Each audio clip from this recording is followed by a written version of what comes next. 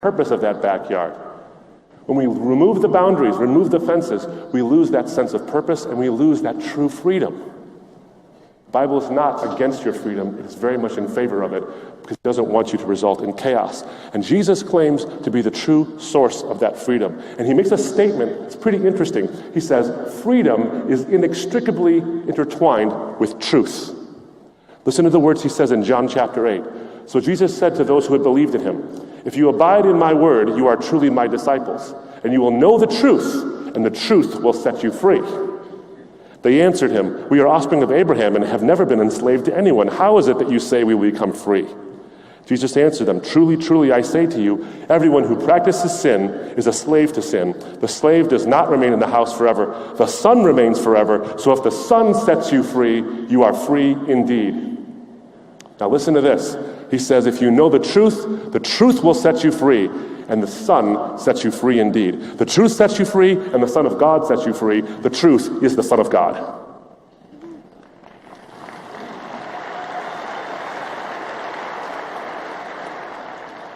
Now, why I think that's important is because you can say, that's an audacious statement. How dare you make such a claim?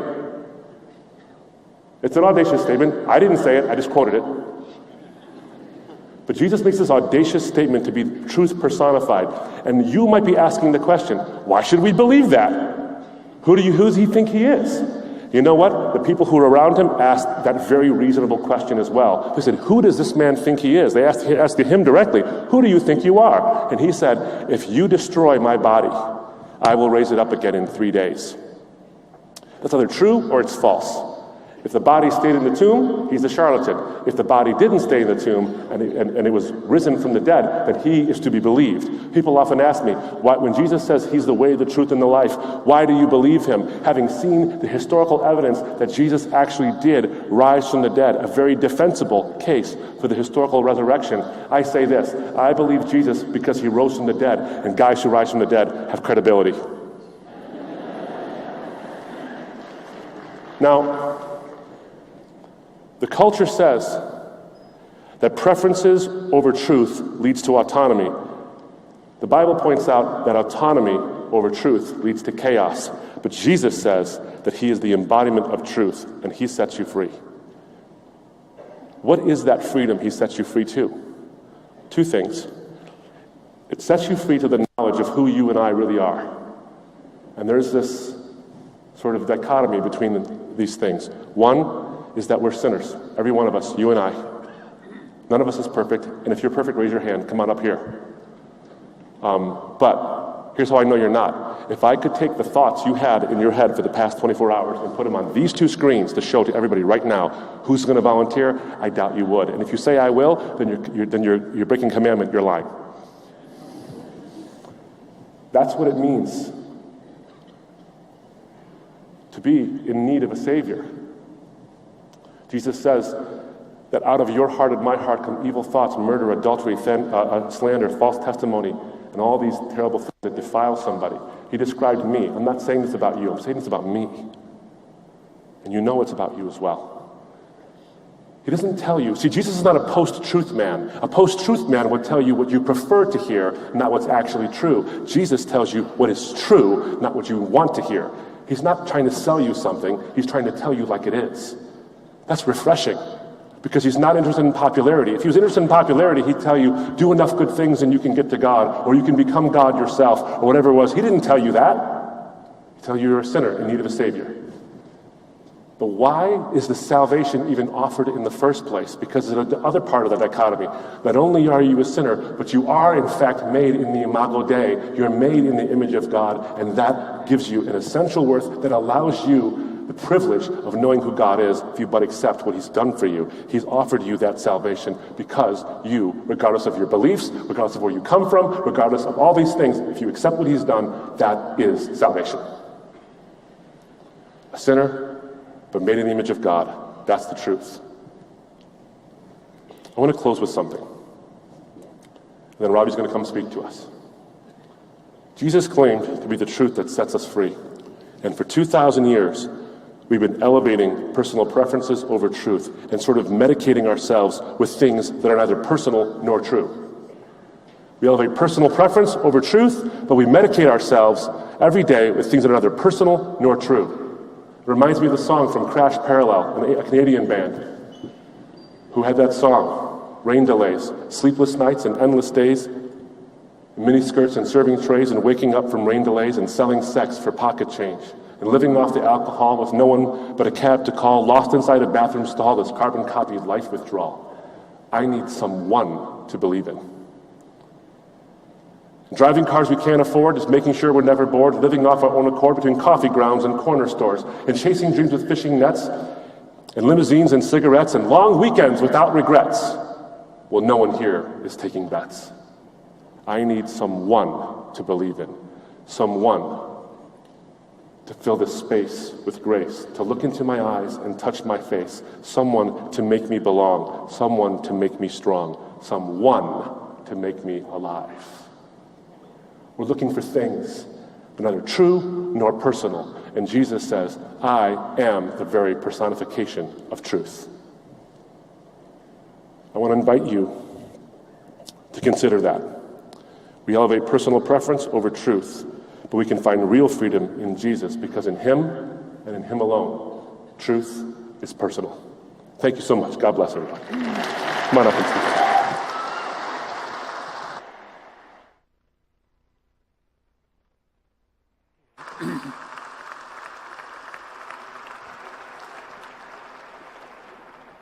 Well, one good thing about following Abdu is there's very little left to say. He does such a masterful job. My honor to be here. Thank you for coming out on an evening like this and just about filling this place out. It's my honor to be here. I was just sitting here thinking of the irony of this. One is a Lebanese stock, I'm of Indian stock, and here we are at the University of Michigan or Michigan State saying, ask us anything, whatever you want. We were in Michigan yesterday, Michigan State today. I didn't marry somebody from Michigan State, but I married a woman who was in great state. And we've been married now sort of 45 years we have, and wonderful to have that relationship. This is my first time here. I had been at the University of Michigan many, many years ago, and it was nice to be back there last night, and nice to be in your presence and have this tremendous audience. Let me start off with a lighthearted story that I think might give you a little something to chuckle about. There's this Indian guy who's flying on a plane and sitting next to Albert Einstein. Now you can tell the imagination is running wild.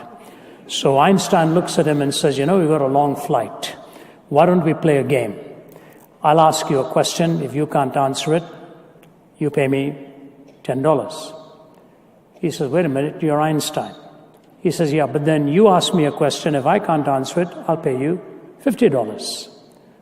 He said, so if you can't answer my question, you pay me $50? He said to Einstein. He said, that's right. And if I can't answer your question, I just pay you $10? He said, that's right. He said, well, sounds fair. Let's go for 2 or 3 rounds. But since you began this, Mr. Einstein, what is your first question for me? And Einstein said, how far is the moon from the earth? And the Indian said, you know what, I have a general idea, but I don't think I have the exact distance, so here's $10 for you.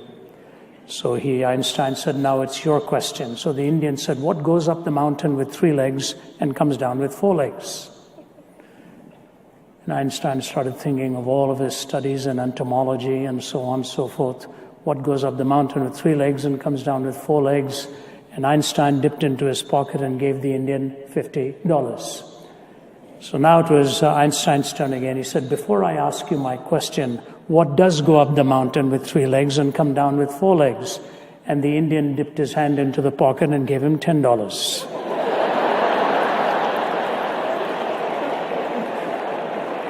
So I don't know how this Q&A time is going to go with a Lebanese and an Indian, but I hope there's not big money involved in this. Post-mortem of a post-truth culture. Many years ago, when I was spending a semester at Cambridge in England in 1990, in the middle of that semester, I took my oldest daughter and my second daughter, Sarah and Naomi, and my wife, and we went to witness a trial at the Old Bailey. You can go into the galleries and watch a trial in progress, provided It is not of a subject matter where a minor cannot come in. And as it happened, when we walked into the galleries and sat down, there was a guard standing there. And when he saw our two girls, he said, "How old are you?" And the second one was a little too young for it. He said, "I cannot allow you to come, but I can allow your older daughter to come." And she was at that time 15, our oldest daughter. So my wife and I and a couple of friends and Sarah sat in the gallery. My second daughter and son were being taken care of by somebody. Unknown to us, it was a very, very hard trial to sit through. There were two young minor gals who had charged a middle-aged man with having raped them several months ago. And because they were minors, they were not in the center of the courtroom. They were secluded in private rooms, and only the attorneys could take a look at them through a television screen and asking them questions. We couldn't see them, but we could see the man who was charged. And I remember how the human heart works immediately, looking at him and starting to make some judgments, which were not good and probably not even fair. But I thought to myself, how could a man like this sitting there have exploited and abused two young gals like that? And the questioning began. We sat through it. My daughter, who wanted to go into law later on, said, "I really want to watch this, Dad." And then the man defending this client took to the lectern. And he said something fascinating to begin with. He looked at the television monitors and he said, "I want you girls to know, I am not here to hurt you. I am not here to make it difficult for you. I'm not here to embarrass you. And if you don't want to get into any details, you don't need to get into any details. But I want to tell you why I'm going to talk to you. I'm only interested in one thing, just one thing. When I ask you a question, tell me the truth. That's all I want to know. And if you don't want to answer the question, I will allow you to say, I don't want to answer that question. But if you answer my question, tell me the truth. Do you understand what I'm saying?" And the girl said, "Yes, we do." So he began. He said, "You know, this happened many, many months ago. Why did you choose to wait so many months before you told your parents?" And they went into their answers in a childlike way, and you were listening to their sweet little voices. And the resistance to that individual was building the whole time. But then he shot this question. He said, "Is it true that on the night you told your parents, 1 hour before that, this man saw you at a place that you did not wish to be seen? And when he saw you, you expressed shock. And he told you when he got back home that night, he was going to come up to your home that evening and tell your mommy and daddy where he saw you and what you were doing. Is that true?" One was silence, and the other one said, I can't remember. I can't remember. I said, "Okay." And gradually the case began to collapse. I don't know what really happened. I couldn't know with the brevity of time that we were there. But it was amazing that my 15-year-old daughter, too, as we walked out, "Dad, something's not right with this whole story. Something's not right." You see, whatever was going to happen that night, one of two things was a certainty: that a man's reputation was going to be tarnished. And the other certainty was, if it truly happened, two young girls' lives were going to be permanently damaged, physically, psychologically, emotionally. Which means we needed to know the truth. What really happened. Truth is primarily a property of propositions, which conforms to reality when an assertion is made as that reality really is.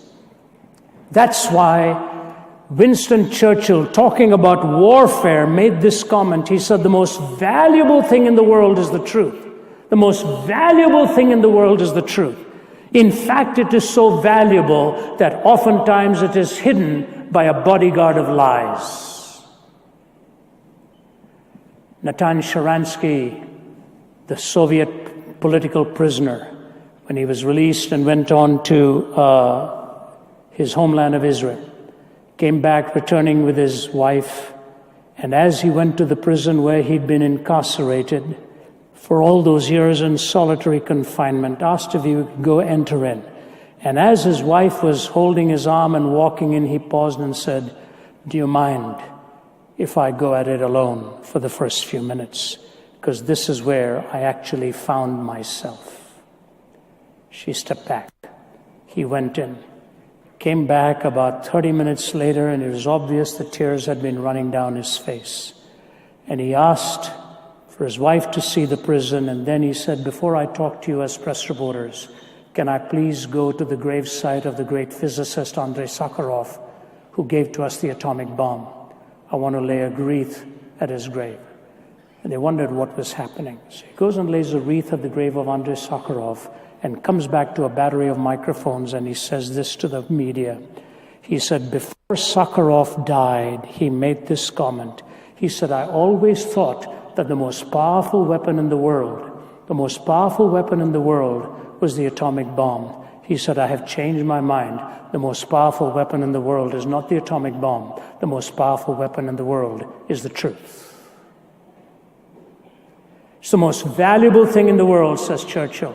It's the most powerful weapon in the world, says Andrei Sakharov. And you and I now live in a post-truth culture, so-called. There's a soft meaning to it, which Abdu has dealt with, and the idea being that my feelings and emotions and desires outweigh the facts. But there's a hard reality to the post-truth culture. It goes one step further. I am giving myself permission to even fabricate a story and manufacture a story and tell you things that I know are untrue, because the goal I have in mind is a noble goal for something greater. So I can make up stories which are untrue in order to attain a greater end. That is really the hard meaning of the post-truth culture. And The Economist magazine, which dealt with it, gives these ideas to you and to me. The soft version, the facts don't matter, my feelings and desires do. The harder version, I'm even allowed to fabricate and tell you falsehoods in order that I may attain something even greater. Many years ago, the former Soviet Union shot down the plane KAL-007. I remember many times taking that flight and my wife taking it. And I shuddered when I saw that it had been shot down by a pair of planes, and all of those on board came just spilling down to the earth in bits and pieces. And there the Korean people were waiting at the Seoul airport, waiting for their family to arrive, only to find out the commercial airliner had been gunned down by the Soviets. An interchange took place. And the fascinating thing is that you had Vladimir Posner of Pravda interacting with William Safire on the American side. And William Safire asking Posner, how in the name of reason could you do this? And he went on to say, Posner said, well, you know, the lights of the plane were not on. We commanded the captain to turn the lights on, and he did not turn the lights on. We had no choice but to conclude it was on an espionage mission. William Safire looked at him and said, that's interesting, Vladimir. In the script that we now have from the black box, it says that the lights were on. Posner said, you got that wrong, Mr. Safire. What was happening was the two Russian pilots, one on either side of this plane, when they referred to the lights being on, one pilot was referring to the other pilot's lights being on, not the commercial airliner. Safire shot back. He said, do you want me to give you the exact wording of what one of your pilots said to the other pilot? He said, Vladimir, here are the words. Target's lights are on. There was pin drop, silence. The irony of the Russian newspaper is that it's called Pravda. which means truth. When I had the privilege of speaking at the geopolitical strategy in Moscow with a whole faculty of atheists in front of me, I'll never forget the closing lines as we walked out. For about 3 hours, I was grilled and asked to be defending theism. It was a torturous 3 hours with the hostile looks in their eyes. My wife was sitting next to me, one of my colleagues. As I answered their question one after another, you could see the softening come upon their faces. And then they lined up in order to bid us goodbye. They took the back of my wife's hand and kissed her hand.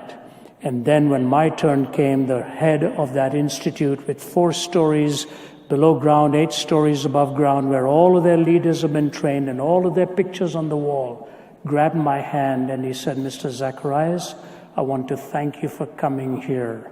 I believe what you have said today to be the truth, but it's very difficult to change after 70 years of believing a lie. It's very difficult to change after 70 years of believing a lie.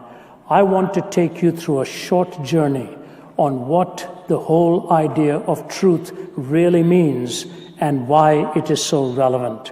One of my great heroes was Malcolm Muggeridge, the British journalist.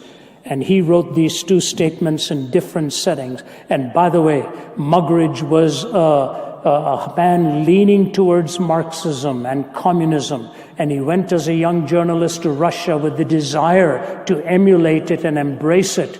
When he saw all that the tyranny under Stalin had taken place and 15 million of the Russian people slaughtered at his behest, he wrote a lot of things about it, especially in his book, Winter in Moscow. But one of the statements he made in his article was this: "Truth is very beautiful, more so I consider than justice, today's pursuit, which easily puts on a false face. In the nearly 7 decades I have lived through, the world has overflowed with bloodshed and explosions, whose dust has never had time to settle before others have erupted, all in purportedly just causes.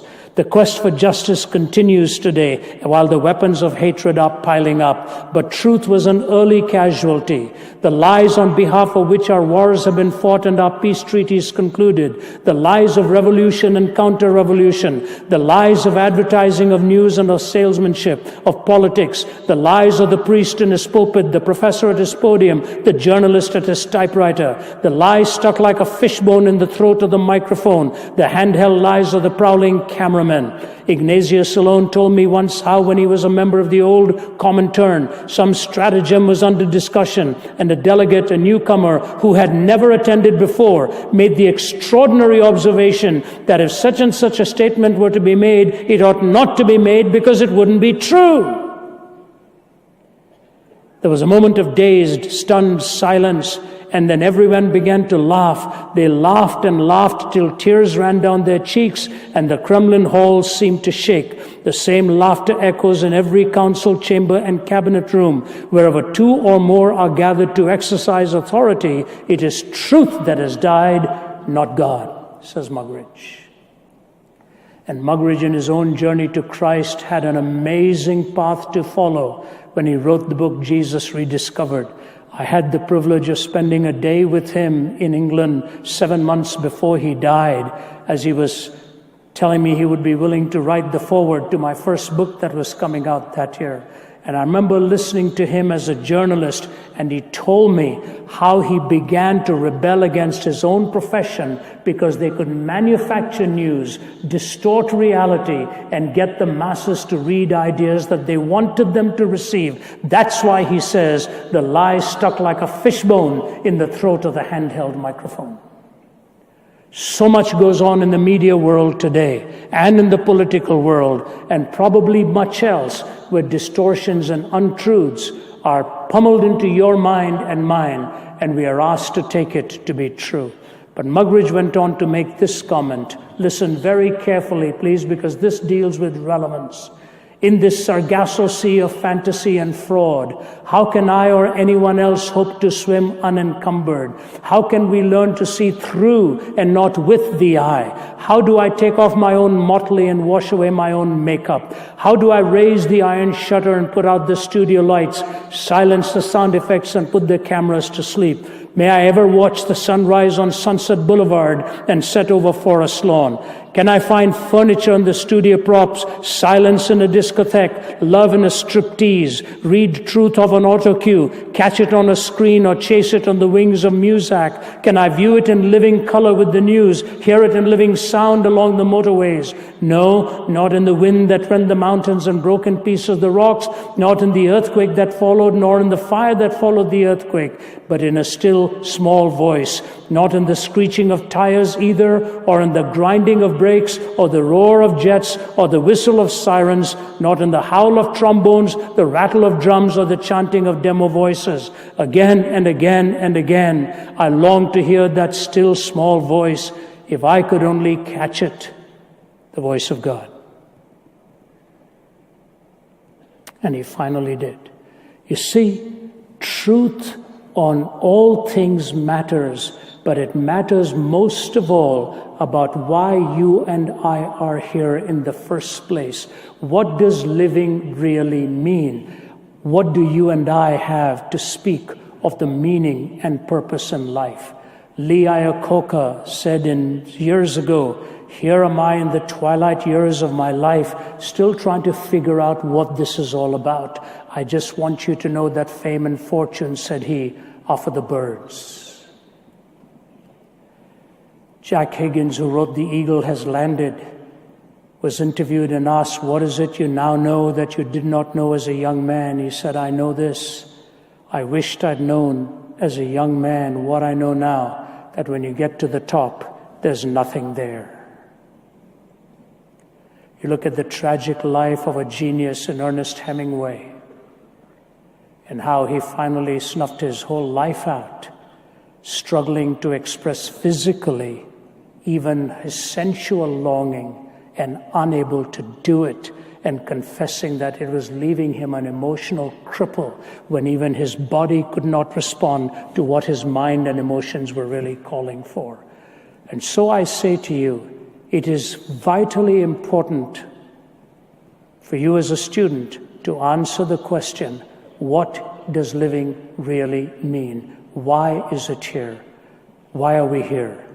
Do we end up like Camus, who ends up saying that the loneliest moment in life is when you have just experienced that which you thought would deliver the ultimate, and it has let you down? Ironic that Sartre, Camus, Oscar Wilde, so many thinkers who wrote in drama and the arts ended up struggling in the final moments of their lives, asking what the purpose was really all about. Jesus made that audacious claim, "I am the way, I am the truth, I am the life. No one comes unto the Father except through me." Standing before Pontius Pilate, he said, "They that are on the side of truth, listen to me." Pilate said, "What is truth?" and walked away, never waited for the answer. Why is Jesus the truth? Abdu has hinted at a couple of them. May I give you at least one or two more? He is the truth because he is the only one that I know has truly diagnosed the human heart the way it really is. The human heart the way it really is. My life was changed when I was in my 20s and I went to Vietnam. No, I didn't go to fight the war. I went there as a chaplain's assistant. I was a student in Toronto, Canada at that time. And I asked if I could go, and I was invited to speak to the American troops. I remember seeing death and destruction, and so many young minds having no idea why they were even there. The savagery that had gone on. I visited a military hospital where there were 2 to a bed unless you had burns in your body. I remember watching so much of destruction and warfare that I left there and went to Singapore after 4 months. And I walked the streets of Singapore the first night, just about all night long. I walked and walked and walked, smelling and breathing in free air for the first time. And I said, God, what are we doing to ourselves as human beings, treating each other as animals? And then in 1980, for the first time, I went to Auschwitz, and I saw what havoc had been wreaked under the aegis of the Third Reich. And I saw a statement by Hitler just outside the gas ovens. I want to raise a generation of young people devoid of a conscience, imperious, relentless, and cruel. In Auschwitz alone, they were eliminating them at the rate of 12,000 every day. The human heart is desperately wicked. You and I are capable of extraordinary things. But here's the thing. What Jesus Christ offers is so unique in worldviews. We call it the new birth. It is a miracle. We call it the new birth because it changes the desire, changes the hunger, and changes what is it you really want. I would never have believed it as a non-theist going to my 17th year of life when I cared not for any religion in India, which has 330 million gods in the pantheon of Hinduism. All of the major religions in the world, and if India had not separated from Pakistan, they would also be the largest Islamic nation in the world. We are steeped in religious ideas in India. All of the major religions of the world represent that. I was fed up of all of them, had no interest. I'd certainly never opened a Bible. I don't even know if we had one in the house. But there I was at the age of 17, having tried to take my own life because I had no meaning. I had no meaning. I had to admit it. And in that hospital room at the age of 17, a Bible was brought to me and given to me. I couldn't hold it. My body was dehydrated. And the man who brought it wanted to read it to me. My mother said, I don't even know how you've come in here. My son's dying. He said, Madam, he needs this more than anything else. She said, leave it with me. And he opened it to John chapter 14, where Jesus said, I'm the way, the truth, and the life. My mother, with her stuttering English in the King James Version, started to read it to me. And then these words, because I live, you also shall live.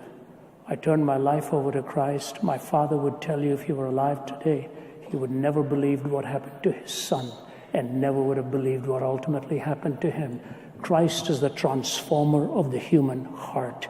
He changes us from our derelictness to give us new hungers, to give us new hope, to give us new meaning. I would not be doing this now as a 70-year-old around this world if I didn't truly believe that Jesus Christ not only describes your heart, but offers the cure for your malady and changes that heart, changes the hungers. And so, I close with this.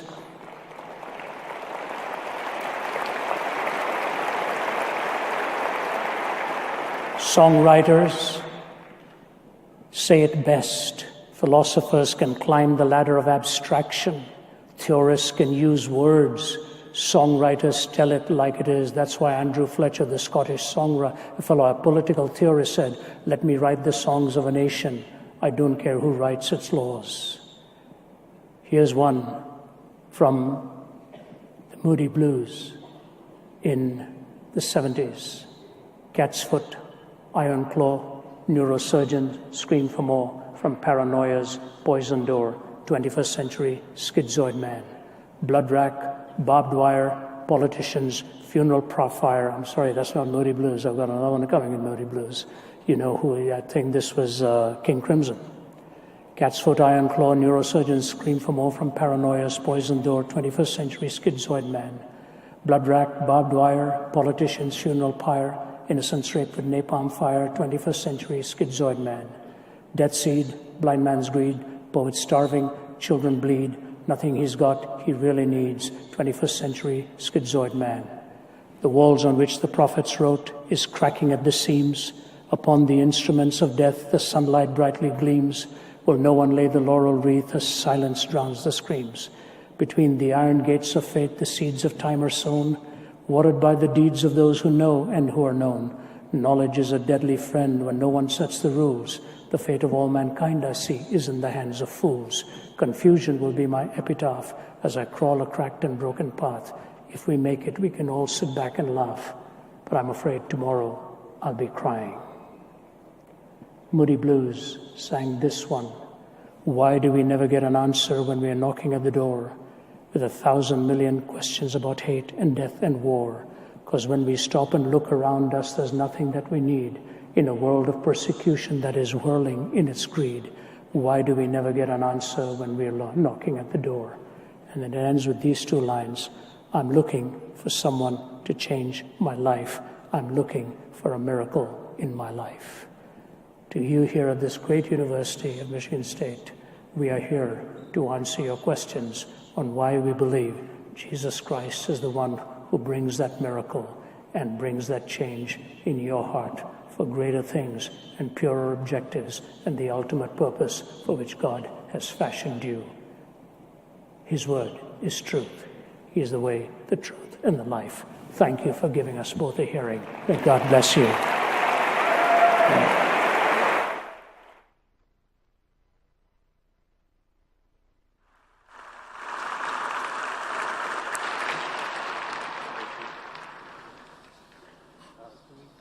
Am I on? We thank our two speakers again. Very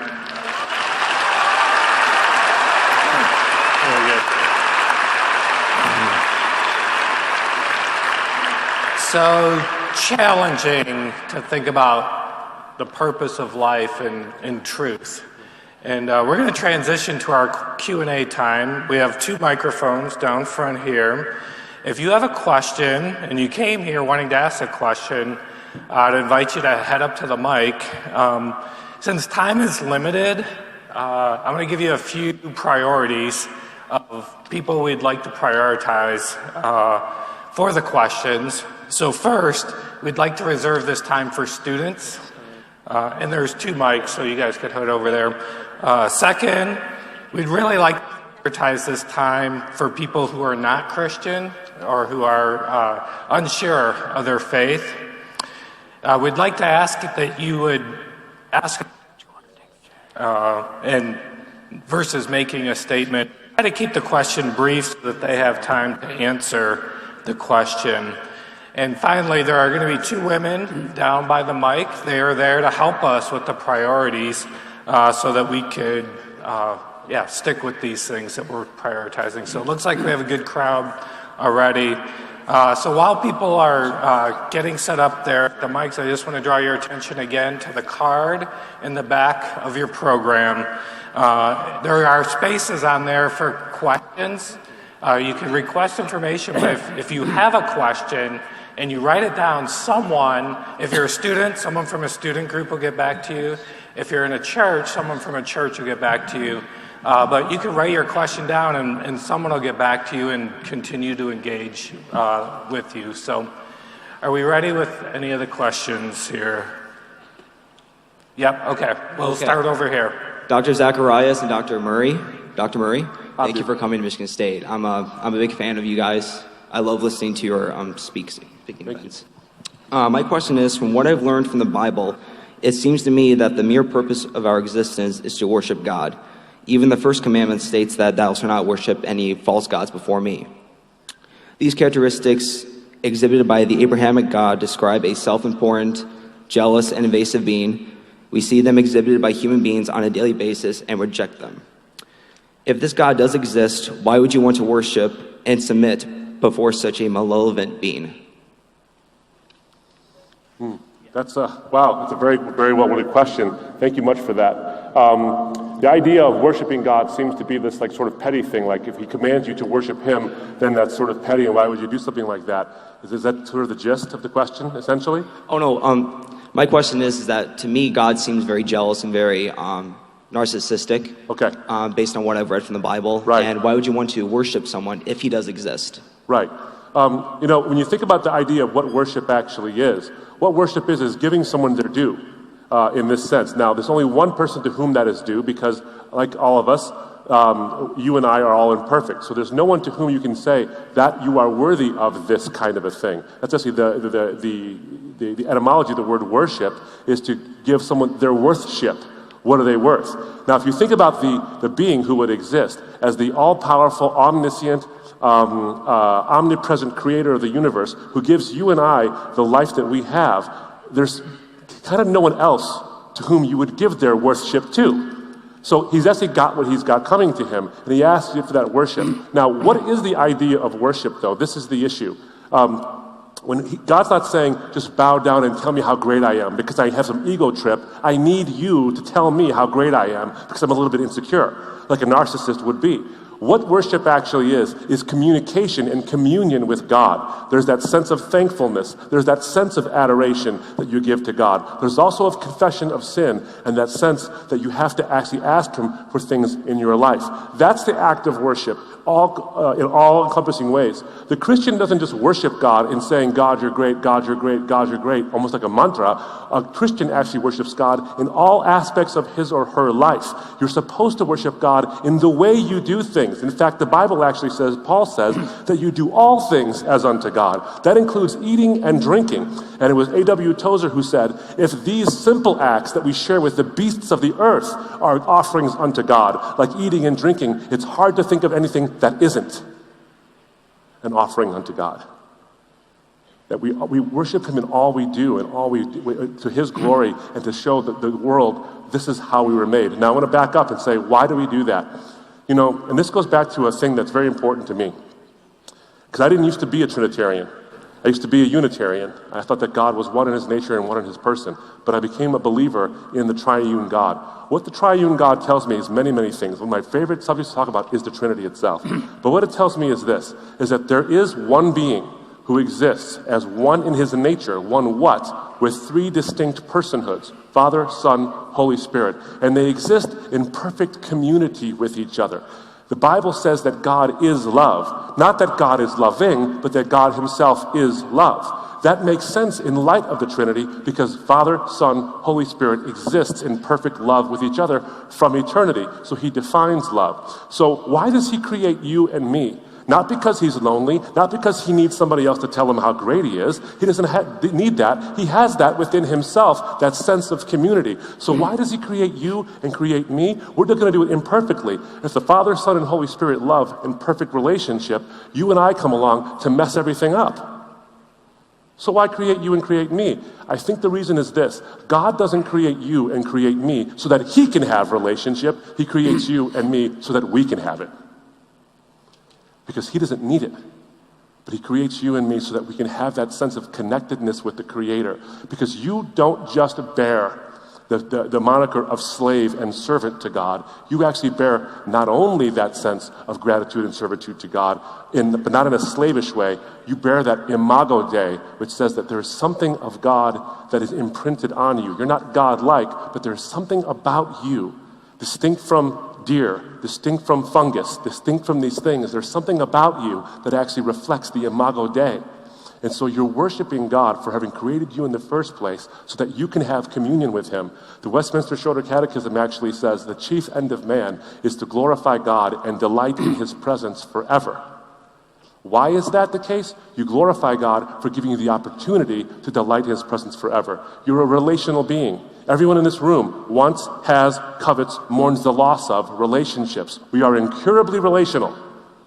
And the reason that is the case is because as the effect, you reflect the cause. And the cause, Father, Son, Holy Spirit, defines relationship. Which explains why you want it so badly. And God says the way to get that relationship is through that act of worship where you and I commune, He says, because you are expressing the deepest longing of your heart, which is to be connected to the source and the definer of life. That's what worship is. It's not this narcissistic thing where God gets some kind of gratification because be told how great He is. He gives you the privilege of actually communicating with Him. He could not do that if He wanted to, but because He is who He is, He offers you that privilege. It's not narcissism for His sake. It's a gift for yours. Thank you for that question. And I think the first part of it was that contingent reality. If God is a jealous God, and if He does exist, why would I even want to worship Him? Let me put it this way. I jokingly commented about the fact that, here we are in 2017. I was married in 1972, 45 years ago. What would my marriage have been like if I went back home after the first week and went and told my wife, I just want you to know I spent the night with another woman tonight. I hope that's okay. And she'll say, boys will be boys. It's okay. I don't worry about these things. I take it in stride. It doesn't bother me one bit. And you went on and on like that over a period of lifelong marriage. What would you think your love is really like, or her love is really like? I remember reading the biography some years ago when I was writing a book on why Jesus. One of the biographies I'd read was, interestingly, of all people, was of Oprah Winfrey, and why she struggled with her concept of God. And when you read Oprah's story, she said she turned her back upon God when she heard her pastor preach the sermon and that God is a jealous God. And that was all she needed to hear, and she had no more interest in this God. You know, there's a nuance in this question that's very serious. I won't go into that now. And the nuance is that how can there be such evil as a reality and then ask me to worship at the same time? But I won't move in that direction. What I will say to you is this: there is no such thing as free love.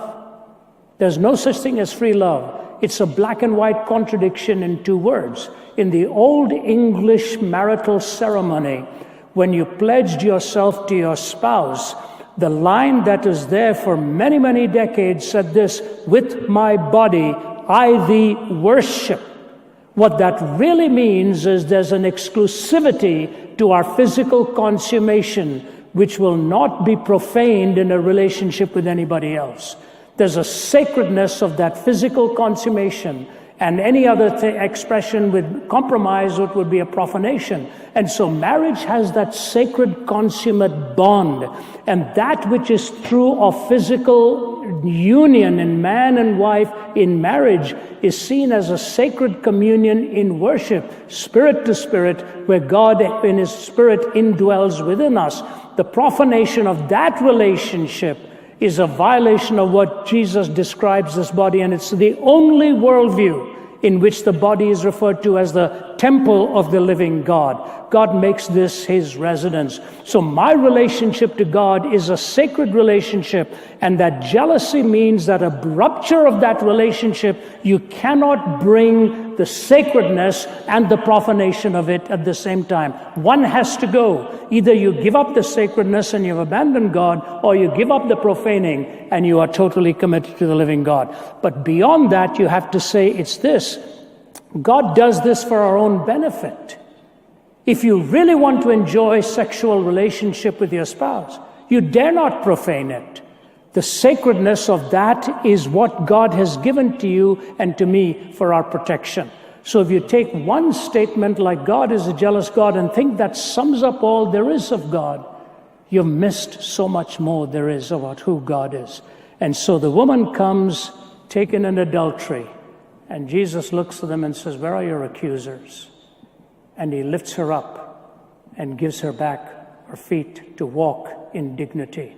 The woman with the alabaster ointment, who had probably got that through her profane living, comes and pours that alabaster ointment, and the big religious one said if only he knew who was making contact with him, he would never have accepted it. And He looked at those men and said, "Do you know who this is? If a person is forgiven 50 or a person is given 500, who will love more?" They said, "Oh, a person is forgiven 500. He said, "You're looking at her." So the forgiving grace of God is so rich in its splendor. To just take one description of Him being a jealous God and say, "Why would I want to worship Him?" is to miss the grandeur and splendor and the heart of mercy that God actually has for the wayward child. And when you learn to worship Him in spirit and in truth, it's the only way to find coherence of what really brings life's purpose and meaning together. So don't take that one statement to think that's the sum and substance of who God is. He is much more than any single statement can describe Him in those terms. That's my answer to you. Thank you.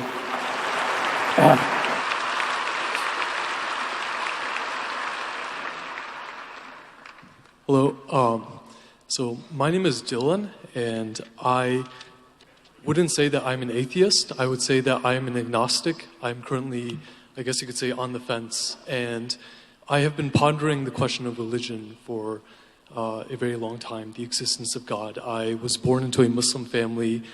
I became an atheist in high school, and I did watch many of your videos. I do have a tremendous amount of respect for you. And I want to thank you for everything that you've done. My question is, how does God view people that want God to exist, that believe that there is something fundamentally wrong with the human heart, that believe that Jesus has accurately diagnosed the problems of the human heart, but cannot bring themselves to believe in him, that cannot feel his presence. How do we fit into the context of Christianity? How does God view people like us? I'll go first as a non-theist, or more, I think that's why I try to say it. Not so much I was against God as much as I had no room for God. And Abdul comes, as you well know, from a Muslim background. I'll let him tackle that little part of it for you personally. First, let me thank you. What you have said with such respect and such kindness and such candor. And I wish more and more people in the world would learn to deal with such profound issues with respect, even if we end up disagreeing. So thank you, sir, for the courtesy with which you have done this. You know, I asked myself this question many, many times. We did Arizona State yesterday, and then last week, and then yesterday, University of Michigan, today Michigan State, next week Indiana University. Immediately after that, I'm on to New Zealand and then to Malaysia.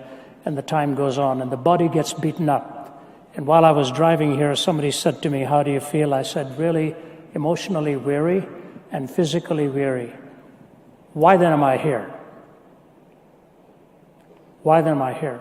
Because I firmly believe in responding to men and women like yourself. The question you have asked is life-defining. I can only say to you, when you come to the living God and say, I want to believe, but I really cannot find enough of that credibility in what it is you claim to say you are the truth, you are the way, and you are the life. I respect that fully. In fact, one person, a young man in Washington once said to me, why has God made it so difficult to believe in him? And I think it's a very real statement of struggle. And theologians call this the hiddenness of God. Let me start off with this. Life is always an interplay between faith and reason. It's always an interplay between faith and reason. The scientist who thinks he or she is living purely by reason does not realize they have faith in the very methodology and the reasonableness of their pursuit. It's always an interplay between faith and reason. Now, suppose you had a God who would reveal himself at every turn in the road. Jesus, come through this ceiling right now and reveal yourself to me. What if he did this? Then you walk out of this building and you see somebody who's been hit by a car and a leg has been lost. What are you going to say? Jesus, why don't you replace that leg? And then you all right, God does that. Then you go back home and you find your house has been burned down. And you say, Jesus, why don't you put my house back together? Why did all this burning take place? You see, you end up really playing God. You end up becoming God, not for who God is, but how you and I can control him. It's like a slot machine. Say the right mantra and the answers come. Ask for the solution and ABCD comes out in a printed sheet of paper. The interplay between faith and reason, it's not fideism, which faith alone, nor sheer rationalism apart from faith. You interplay. God has put enough into this world to make faith in him a most reasonable thing, but he's left enough out to make it impossible to live by sheer reason alone. He's put enough into this world to make faith in him a most reasonable thing, left enough out to make it impossible to live by sheer reason alone. Just before I came here, I was rereading an article by A.N. Wilson, the famed writer who debunked the writings of C.S. Lewis and went so far as to say, reading Mere Christianity made an atheist out of him. He said he became a strident atheist. He said, I would call it my Damascus Road experience against God. He lived out his atheism, and the years went by, and he found it was the most incoherent presuppositions he had ever brought together. He said, my Damascus Road experience into atheism was dramatic. My return to God was a slow process of questioning and doubting and questioning and doubting. And he was sitting in a church on Easter Sunday, and he said, this is it. If Jesus really rose again from the dead, this then is my answer. And he began that pursuit. I want to just tell you two things as a man who has struggled with two faiths, and it is this. Number one, If Jesus were a charlatan and a hooligan, you know what he would have said? Put me on a cross and I will spiritually rise again. How would you falsify that? Couldn't falsify it. I will spiritually rise. He didn't do that. He said, you kill this body and I will bodily rise again. All that the skeptics of the day had to do was present his body, and that would have been the death knell of Christendom. It would never have gone beyond that day. He gave the tangible evidence of that which could have been falsified had it not been so. But then there's the second thing. If you go through your own previous belief that led you into atheism, finally, I want to say this to you. Every worldview, except for the Judeo-Christian worldview, every worldview, you earn your salvation. You earn it. Your right deeds have to outweigh your bad deeds. Your karma has to be good karma versus bad karma. When you look at the person of Jesus Christ, his grace and his forgiveness is offered as a gift. Last night, when I was speaking at the University of Michigan, I told them this story. Years ago, I was in Damascus, and the chief Shia cleric, Sheikh Hussein, asked for a dialogue with me, and we had a 3-hour dialogue. He sat between, the interpreter sat between him and me, and a crowd of people listening in. Very fine gentleman. I wish we could talk more often to people of counter perspectives. He would ask me a question about my faith, I would answer it. I would ask him a question on his faith, he would answer it. Finally, before it was over, he said to me, Professor, I want to say something to you before this evening is over. It is this. He said, maybe it's time for those in my belief to stop asking if Jesus Christ died on the cross and to start asking why. When you have the answer to that, you will know he died for you to change your heart, to show you his love and give you the purpose and meaning for which he has made you. Augustine said he has made us for himself, and our hearts are restless until they find their rest in him. Seek after him, pursue him, ask him to reveal himself to you. Take the Gospel of John, read it and write beside it your questions. And if you would, I would be happy to stay in touch with you. Meet one of my colleagues afterwards, and I would be happy to walk in this journey with you and look forward to the day where you stand up in the same audience, maybe here or somewhere else, and say, I have found the answer to the hunger of my heart. God has answered my prayer. It's my answer to you. Thank you.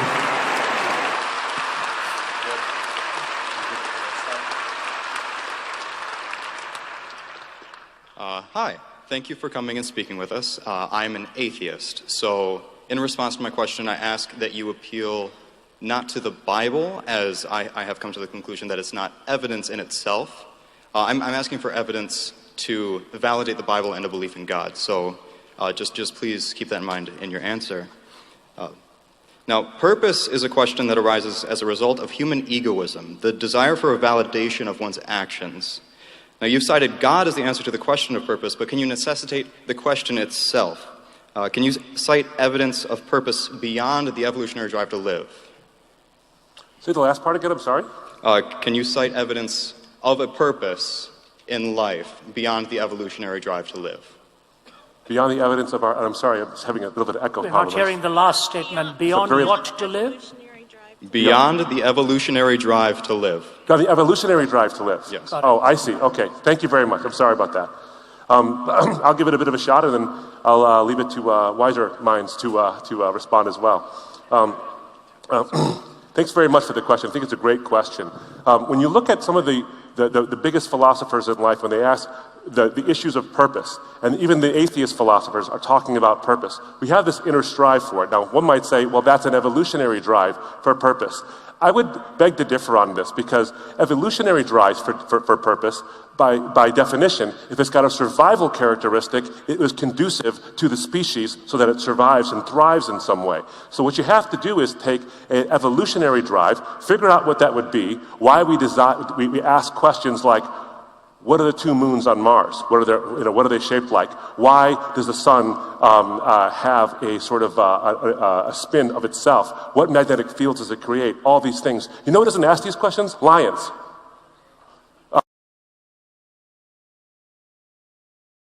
they're irrelevant to the survivability of that particular species. So we don't ask questions that are just like, how can I make a better, bird cage to capture the food? How can I do these things? What we ask is questions like why. In fact, Dawkins said that why questions are meaningless, yet we persist in asking them. So on an evolutionary paradigm, if what we do is constantly look for things that help us to survive and to find the right mates and all these things, the question we have to ask, the why question, is why do we do that? It serves no evolutionary purpose. For example, if you look at the way the Earth is actually situated, our solar system is situated within the galaxy of the Milky Way, in between the armbands of the Milky Way galaxy. If we were in the armbands, the sky would be white. We'd be unable to see anything.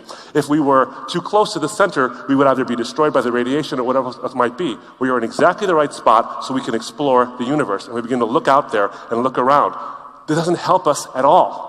There's no evolutionary drive for us to ask questions no one's actually answering or actually cares to answer on an evolutionary drive. So we look for purpose. We look for a place in the universe. And if we do that, and it serves no evolutionary purpose, and evolutionary purposes drive all of our decisions, then it seems to be an anomaly. Now you could say, well, we'll figure it out, one of those things. And that's one of the problems. If you look at a book by an atheist, by the way, I would appeal to you to look at a book by an atheist. 2 books I would recommend to you. The first one is called Mind and Cosmos by Thomas Nagel, one of our finest philosophers in the United States. He wrote a book called Mind and Cosmos, where he tries to explain why human beings have a consciousness that asks why questions, why there's morality. He says the naturalistic evolutionary processes that explain these things are not valid. They just don't add up. Follow up to him is a scientist who's both a Darwinist and a neuroscientist, and he says what he calls neuromania. Neuromania is the drive to explain everything through the configuration of your neurons. And Darwinitis, the quest to explain everything that we do through Darwinism. He takes these 2 things apart. He says, look, I'm a neuroscientist. I believe in neuroscience. I'm a Darwinist. I believe in I ascribe to evolution. But these 2 things, in principle, can't actually explain why you are more than a gifted chimp. You're more than that. Because you ask the why questions. Evolution doesn't actually explain it. They've tried to do it over and over again, and all it does, as Raymond Tallis, who wrote that book, Aping Mankind, says, all that is ad hoc. You're trying to create an evolutionary purpose because you believe evolutionary purposes explain everything. If they explain everything, they'll explain this. It's tautological. Evolution explains everything, this needs to be explained, therefore evolution explains it. But it doesn't explain it, as many have pointed out. So when the Bible says, and I'm going to not quote the Bible, but when the Bible says, you are looking for a purpose, and there's something that's grander outside of you, we have to ask ourselves, why do we ask those things? Why do we look for those things? There's no evolutionary purpose that can be ascribed to why you care what the rings of Saturn are made of. There's no evolutionary purpose to that. But what the Bible does say, and I will quote it back to you only because I think it actually does corroborate what I'm saying. In Proverbs 25, verse 2, makes this amazing statement, because oftentimes I think religion is seen as a science stopper, not a science inspirer. I think it's quite the opposite. In Proverbs 25, verse 2, it says, it is the glory of God to conceal a matter. It is the glory of kings to search them out. Now, why is that? Why do we look for these things we can't see, that God has almost hidden from us, that we takes an intelligence and a desire to find these things? Because we delight in the discovery. When my son, he had one of these little speaking spells, one of these fake laptops. It's like a Spider-Man laptop, but it's just a computer that spits out words at him. It's not an actual laptop.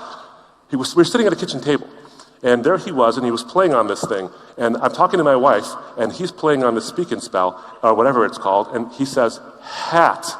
He was a baby. He said, hat.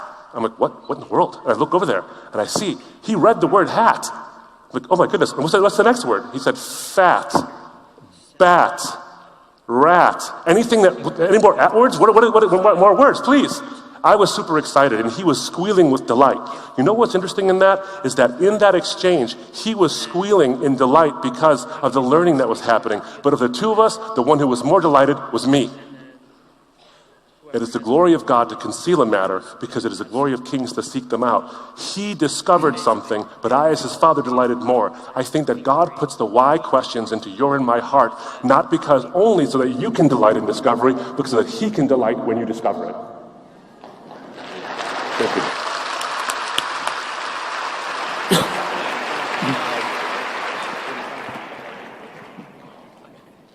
So I guess I'll start off. I am a humanist, and our first speaker, Dr. Murray, I know you said at the beginning something along the lines of how if we accept the idea of arguing without a God or whatever, that we will inevitably lead to violence. So I'd like to just ask, if we all agree that logic and scientific inquiry can lead to truth, how will that necessarily lead us to violence?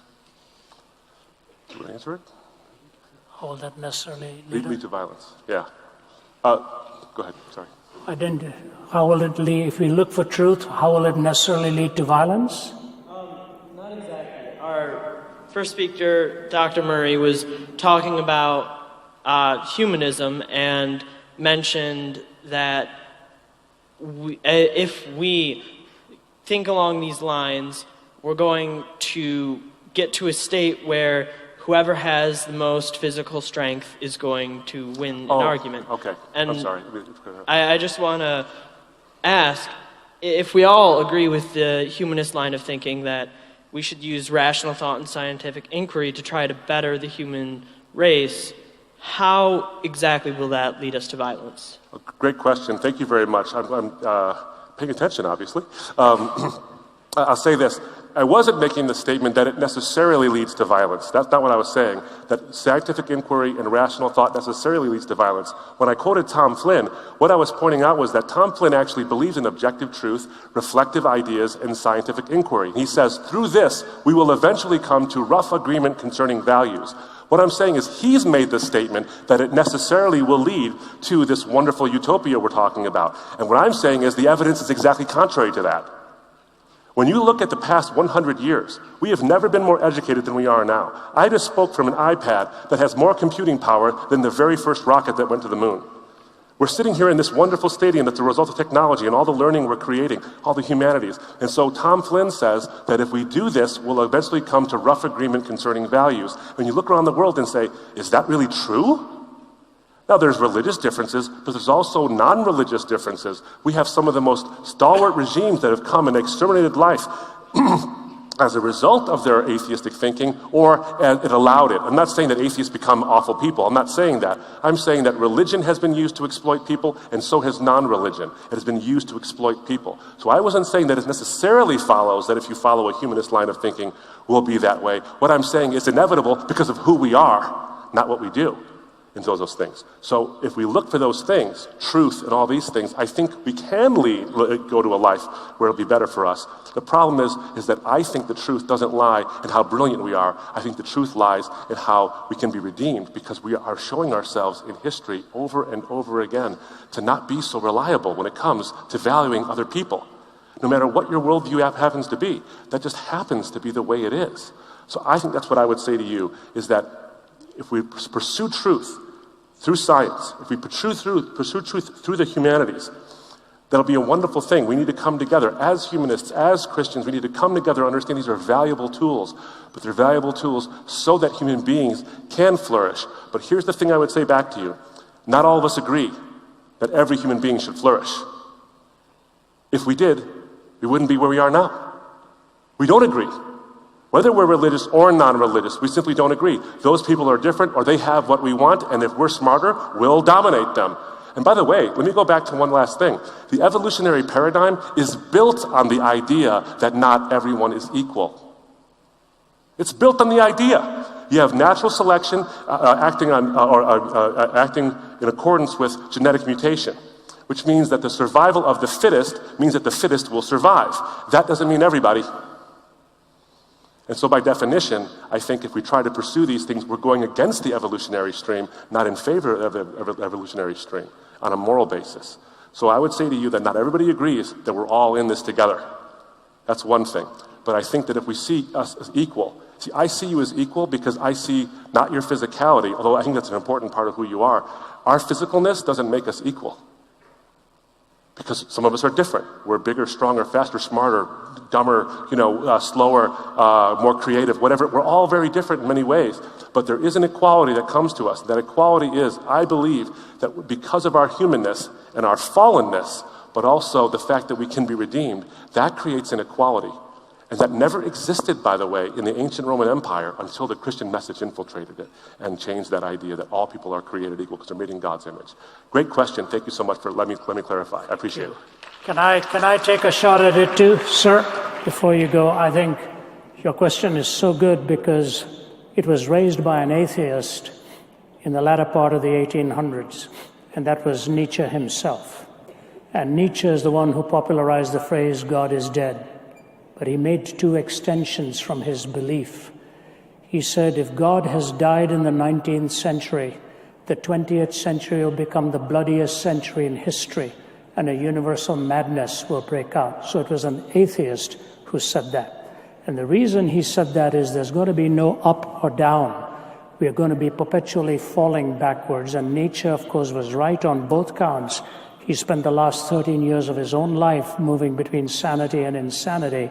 And in the 20th century, we killed more people in warfare than the previous 19 centuries put together. But your question has a very sharp point that we need to draw out, and I appreciate you asking it. These are the questions we wrestle with too. So I thank you for even asking it. And that is two assumptions that your question is making here. Number one, your question is assuming that humanism has a common ground for moral reasoning. It doesn't.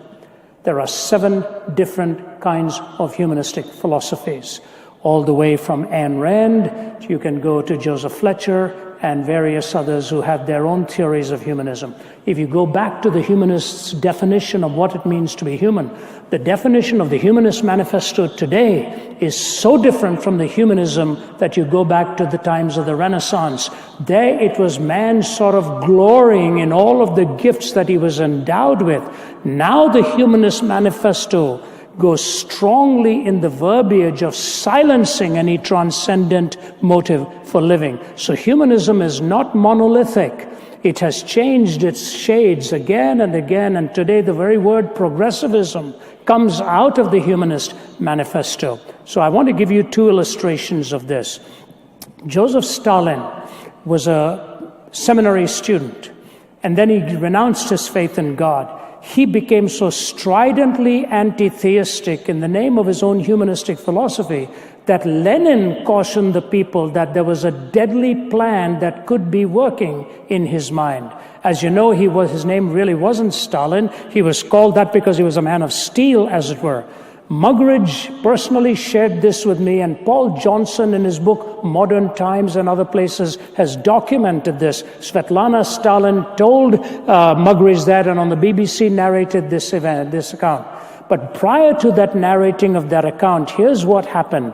I mean, while he was on his deathbed, he clenched his fist at the heavens one more time, threw his head back on the pillow, and he was gone. That was his last physical gesture, having obliterated 15 million of his own people. Now, here's what I want you to listen to me very, very carefully.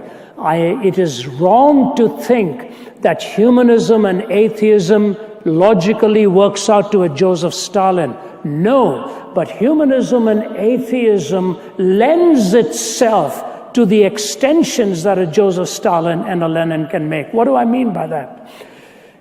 A woman from overseas, a politician, came to see Stalin and looked at him and said, how long do you expect to be torturing your own people and expect them to follow you? Stalin didn't answer. He asked for a live chicken in order to be brought to him. And the live chicken was brought to him, and he started defeathering that bird. And as the chicken struggled to break free, he denuded it completely. All feathers gone, put the chicken down, picked up a piece of bread, walked a few paces, and bent down to this. The chicken came and pecked away at the bread. He said, "Madam, do you have your answer? I tortured this chicken. It will follow me for food the rest of its life. People are like that chicken. You torture them and they will follow you for food the rest of their lives." I told this story at the Center for Geopolitical Strategy. The general who was sitting next to me, his lips started to quiver. He's a heavy-set man, and my wife and I took him out for dinner that night. I saw him come to terms with ultimately giving his life to Christ. It was not that what Stalin did was the only outworking of his humanistic, atheistic worldview. It lent itself and provided the freedom to define people any way that he wanted to, because it's a self-referencing definition. And the second fallacy is this: we in America have a strong belief in moral reasoning. It's one of the few countries with this hope of moral reasoning. In the humanist worldview, there is no transcendent basis for moral reasoning. And you bring together a pluralistic culture, you have to find the answer to that question. So humanism has two of the most fundamental issues that it struggles with and wrestles with. What does it mean to be human? Are we like that chicken to be tortured and followed by food giver for the rest of our lives? What is the basis of moral reasoning? Those two questions are still unanswered in the Humanist Manifesto, given a pluralistic culture. And so I think those are things you really need to think about and work through in your mind. But thank you for asking that. Thanks. Thank you. All right. My apologies, but we're going to have time for one more question.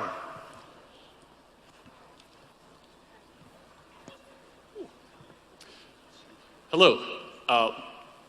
Thank you so much both for coming here. I really appreciate getting this chance to speak with you. My question is about homosexuality. I want some clarity on this. I grew up in the church. I believe I even recall when I was really little, my mom would turn on and we'd listen to you, Dr. Zacharias, on the radio. Mm-hmm. I thought that was pretty neat. My apologies. But I have a general base, at least, as to what the Bible says about homosexuality. And and in the past several years, I've heard arguments saying that in the Old Testament, in, say, Leviticus, that's no longer valid. And in the New Testament, that the descriptions of what are considered homosexuality and what are considered sin are too vague for us to understand from the interpretation or this, that, or the other thing. And I truly want clarity, because this has been something that I've been split with. I grew up saying that homosexuality has always been sin, and as I continue, I keep seeing that no, it's not, and it's tearing me apart. Please.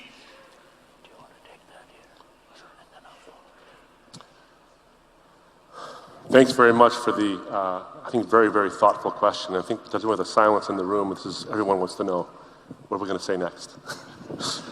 I'd like to know the same thing, by the way. You know, that question was asked of me. I was at another open forum at another university in a state I'll just leave unnamed for now. And someone had walked up to the microphone, and she was actually trembling when she asked the question because she wanted to know the answer. She said, I want to know, what does the Bible have to say about sexuality, specifically homosexuality and other things that people struggle with. You know, when you look at someone like that, and someone like you who's asking a sincere question, seeking for clarity, it's a refreshing way to look at it, because nowadays, as already been said, is that differing views subscribes to the Hitlerization of other people. I want to assume the best in someone who disagrees with me. I want to assume they agree with me born out of an idea of love. I want to assume that when I say something, I hope that they assume of me that I'm saying it out of an idea of love. So we can disagree sharply on these things, but oftentimes we do it so disagreeably that we bring only heat and no light. So what I want to say to you, I want to say very, very carefully, because this is a question I'm sure not only you are asking. So when she came up to the microphone and she asked this question, my friends and I were sort of going seriatim with the questions. And so he would ask a question, he would answer a question, then me, and then that kind of thing. And it happened to be my turn, and I gulped hard, and he said, "You're up, big guy," and there I was at the microphone. There's only so many worldviews to choose from when it comes to this question. You can take a nihilistic approach, in which case the question you just asked is basically meaningless. You can take an atheistic approach or a secular approach that just views things, as Richard Dawkins says, we are machines for propagating DNA. It is every living object's sole reason for living. That's what he says. I'm not making that up. That's what he said. And then he also says, you can't help but feel sorry for someone who is sterile, who can't actually contribute to the gene pool. That is something you have to feel sorry for. So clearly, the idea of the propagation of the species is important in terms of our actions and all these things. So I said to her, if you're going to actually look for a worldview, only so many to choose from, to validate what you want to be true. And the question is it something that you want to be true or something that you're willing to ascribe to, even if it's not conforming to your preferences? So propagation of DNA is everything there is to have. And if that's the case, then the behavior of homosexuality is unevolutionary. And you can kind of come up with other ideas about how it might benefit the species, but again, we're kind of ad hoc on that. We're just guessing. But it seems unevolutionary. So that won't necessarily help you. Then you look to the pantheistic cultures where there's a strain of sexual ethos in some of those religious expressions. But ultimately, if you look at the news systems, by the way, there was when one of the royal family of India came out as homosexual, his mother actually put out an ad that said, I will sue you, I will bring legal action against you if you say this is my son. And they were burning images of him in effigy. So there you might not find the validation either. I'm not saying everyone from that system is like that. I'm just saying you can't retreat to someone and say, oh, that's automatically in favor of what I said. In some Islamic countries, you couldn't even ask the question as you just did it in public. That's just the way it is. Not in every place, but that's how it works. So you don't find a lot of answers there in those ways. But can I answer this? And I asked her this question. Can I give you a statement about why the Bible says what it says? And this goes back to what I was talking about the Imago Dei. See, I think oftentimes Christians are so enamored with the institution of marriage or the idea of sexuality as an institution that we forget there's people involved. And we think that the Bible has these strictures and these boundaries that exist solely for the idea that, well, we don't like that behavior, it's icky, so stone people for doing it, as if it's arbitrary. And these kind of things, rather than seeing the possibility that maybe the Bible isn't pro-institution, it's actually pro-people. It's actually saying things that it believes, that it espouses, that are actually in favor of someone and in being made in God's image. So the Bible first starts with that. It says you're not a DNA propagator. You know, you didn't wake up this morning, and none of you, I think, woke up this morning, looked in the mirror and said, I am a very well-dressed DNA propagator. I think you think of yourself as more than that. Something more to you than that. That's why those who are struggling with these, wrestling with these issues always say, let people love who they want, because love is something that's not just a physical thing. It's actually got a spiritual component to it. So I think we're all agreeing, at least to some degree, on that. But you are made in God's image, and this is what I told her. The Bible tells me and tells you that you are made in God's image. So regardless of your preferences, regardless of your attractions, regardless of your beliefs, the image of God on you simply says that you are a human being who has the ability to relate both on the vertical and in the horizontal level. So regardless of what you believe, you are made there. I, as a Christian, believe that I and you are both sinners. So I can never look at you and say, you're less than me. A Christian has no right to do that to anybody.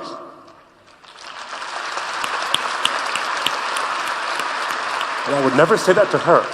I might not agree with behavior because of certain prescriptions I find that are in, I think, the vouchsafed word of God. But I can never say that the person is worse than me or better than me or whatever it might be.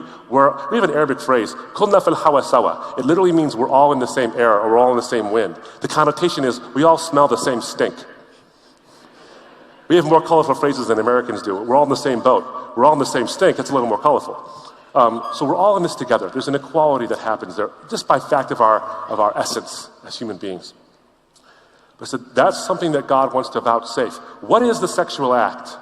The sexual act has many components to it, but one of those components is that it's the bringing together of two people for the purpose of creating another being beautifully made in God's image, as she is, I told her, as you are. The sex act brings together two people to create another beautiful being in God's image, just like you. So the act is sacred because the result is sacred. Because that girl who asked me that question, and everyone in this room, you're not incidentally sacred, you are intrinsically sacred. And so is she. And sex is the act by which that happens. So the sacred needs protecting. It needs to be nurtured and made sure that it doesn't become common. Because if sex is whatever you feel like that day, whatever you feel strongly even in your own heart, and it just becomes whatever you want, it stops being sacred and starts being common. And God doesn't want that for any one of us, for sex to be common. We were at an open forum, actually, where our colleague, Sam Alberry, who's written an excellent book that I would suggest everybody in this room get, Is God Anti-Gay? Someone who actually has same-sex attractions, by the way, and is a believer. Is God Anti-Gay? I highly recommend you get this book. And someone asked him, what is sex, what is intimacy? And he said, you can have a whole lot of sex with no intimacy, and a whole lot of intimacy with no sex. And then his counterpart was asked, what's the question? The same question during the dialogue, and she said, it depends on whom I'm having sex with that day. See? The sacred sense of it and the common sense of it. It's just common. And I don't think this girl was asking because she thought it was common. She viewed it as sacred in and of itself.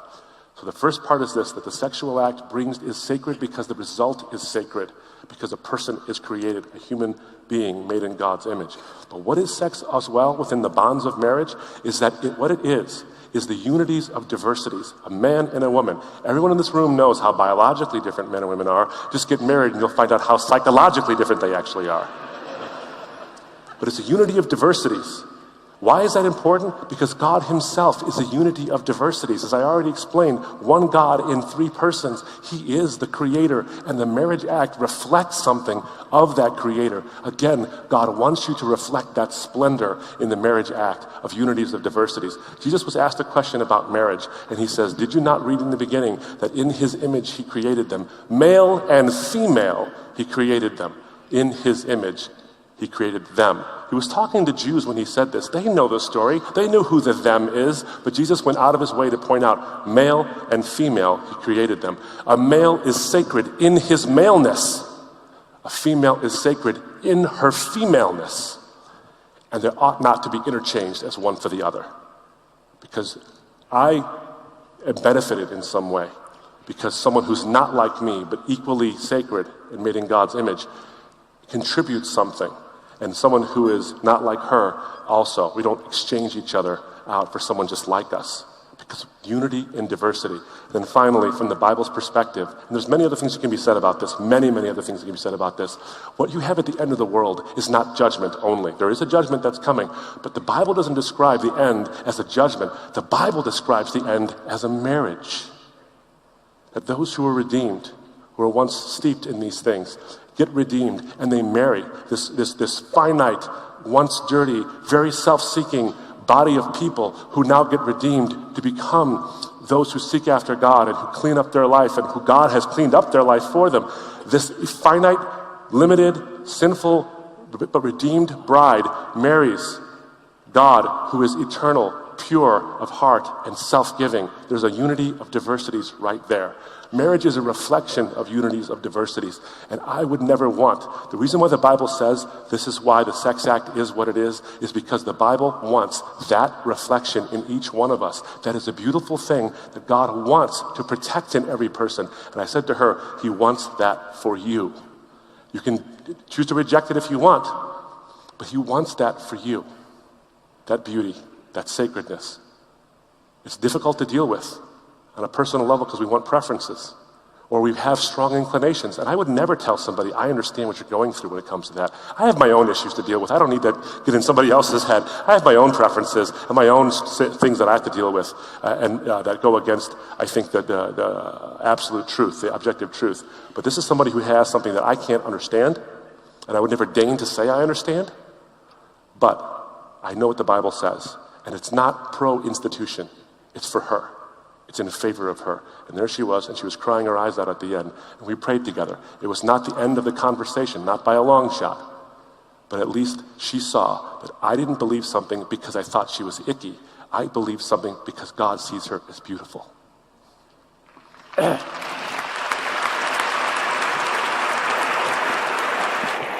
And we will close. I'll make a comment here and then just a closing word or so. First of all, I want to thank you, the students here, and the leadership and the administration of Michigan State. The fact that they have allowed us the use of this beautiful facility to have a dialogue on matters so serious is an example to the rest of the universities of this country, how you can meet on very deeply significant issues and have the privilege of using a facility like this. So on behalf of our team, I want to say thanks to your university leaders.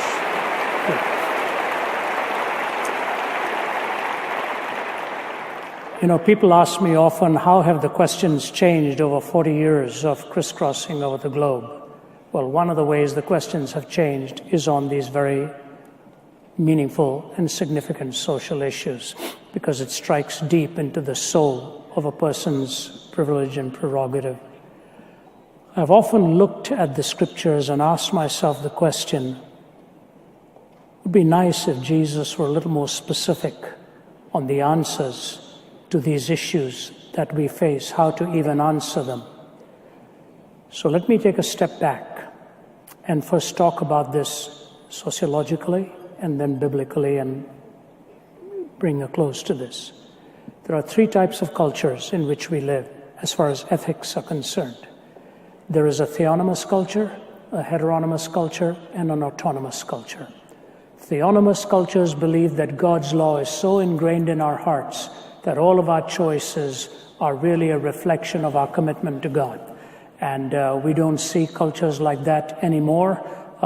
We used to call it natural law. It's not held with any fervor anywhere in the globe. If there's one that does come close, it's probably in India. They call themselves Dharti ke Aadmi, people of the soil. There is that Hindu motif and the Hindu view of life and the greeting of reverence for each other. But even that is very quite divided. It's not monolithic. There is then the heteronymous culture. Heteros meaning another, nomos meaning law, another law. In the religious world, Islam is a heteronymous culture. In the political world, Marxism is a heteronymous culture, where religiously speaking, a handful of leaders and the guides above dictate the values and the behavior of the masses below. That is heteronymous, heteronomy in action, where a few, either the mullahs or the leaders or whatever on top, the sheikhs will tell you what is right and what is wrong. America is not a heteronymous culture. So we are not theonomous, we are not heteronymous. That leaves us with the third, which is autonomous, autos, self, nomos, law. We give each other the privilege of making these choices individually and for themselves. And so here's what I say. If we are an autonomous culture, then the Christian also ought to have the privilege of making a decision and a choice on these matters, even if it sits in a discomfortable way for others. And I have to give the other perspective the right also to make their choices in an autonomous way. This is not dealing with right and wrong. This is dealing with how society functions in plurality. Now, why didn't Jesus answer these questions the way I would like him to? I would like for him to have said a lot more on many specific subjects that were evils in his day, because he very seldom dealt with symptomatic issues. He always dealt with the foundational and the fundamental issue. And the fundamental issue is not these kinds of proclivities or behaviors.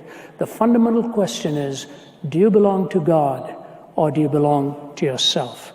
And when the Christian lays his life down before God, all of his behavior, whether it's dictating and bullying people, or whether it's exploiting people, or cheating on your taxes, or proclivities, we submit to the person of God. And so if the heart is desperately wicked and the heart is changed, then the behavior changes too. The people in Jesus' day did not appreciate the Romans. They despised the Romans because of the yoke on them. What did Jesus say to him? Next time a Roman soldier comes and tells you to carry his arms 1 mile, carry it 1 mile and look at him and say, do you mind if I carry it the second also? You see, the Christian has to live by love, by the example of kindness and graciousness, such that somebody who's even throwing his yoke upon you, his life will see the beauty of what the Christian life is, and his or her life will be changed accordingly. Let your light so shine before men that they see your good works and glorify your Father who is in heaven. We are called upon to live with love and live with example. Jesus stunned his audience by telling them the story of the Good Samaritan. It was a surprise. You see, we don't think of it as the Samaritan who was good because we just say, yeah, he's talking about them. But the Samaritan was marginalized in society. He was not even given to some mongrel race amongst the Samaritans. It would be like one of my colleagues saying, today we preach the parable of the good Taliban. We don't think of the Taliban as somebody who's doing a lot of good, but we see a Taliban coming to bind up my wounds and show me by example what goodness and kindness are all about. So as a Christian, I am called upon to love people and treat them as a child or a person created in the image of God, even if I do not completely agree or endorse their lifestyle. So I say to you, we have to learn in this society to live with each other with love and beneficence, even if we disagree with each other. We ought to be able to embrace one another and say, this is your choice. Please allow me to have mine as well. I will not be your judge, but you can make the freedom to choose. You cannot choose the consequences. That is a built-in law that God gives to you and to me. I love people of various worldviews and various dispositions, but I have to learn how to not compromise my convictions and yet view with compassion every other human being, even if I agree or do not agree. Convictions with compassion is needed in our time so that we sit across the table and learn to disagree without being disagreeable. These are very significant issues, and may God have mercy and guide us through.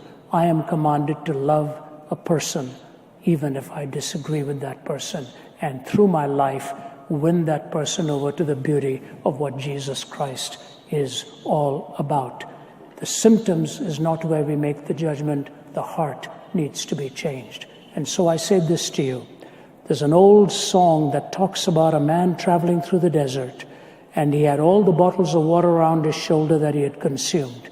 He comes to a pump, and he's finally glad he's going to see water, but he lifts the handle of the pump and brings it down, but he hears metal upon metal. Then he sees a tin can around that pump, and inside the tin can is a message. And it says, don't despair, there's a lot of water in